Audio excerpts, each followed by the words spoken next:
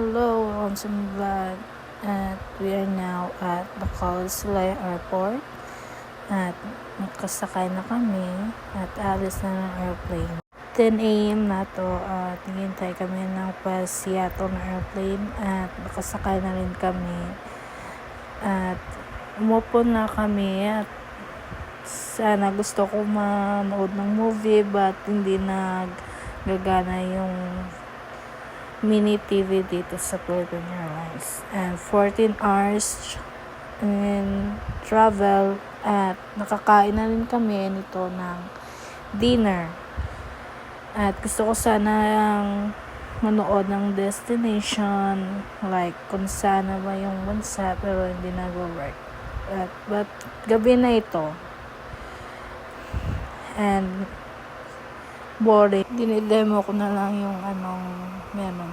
At yan, tamang selfie lang. Yan. Marami pa rin taon nihintay. Yan. Yan, bumili ako ng souvenir.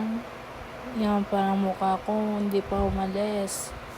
Parang pagod na.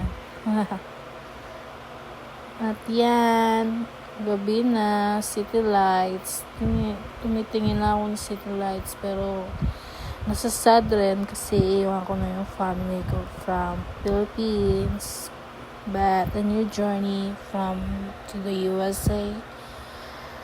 Thanks God for opportunity talaga. At yan, tamang tingin lang ng city lights. Ang gandang tignan. Yan. Tamang tingin lang muna ako.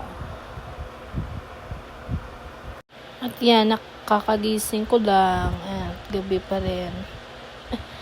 Tinignan ko ulit yung sa labas. Yan. City lights pa rin. At chill lang pa rin biyahe. Hindi umaalog. Yan. Tamang picture lang muna dyan. At video. After 14 hours, we are now to the Seattle Airport. Thank you God for safety. Nakarating kami. Yan, tingnan yung mukha ko. Parang haggard. At ito na nga, na-video na ako. Welcome to Seattle, USA. Thank you God. Yan. Thank you for watching my video. Thanks.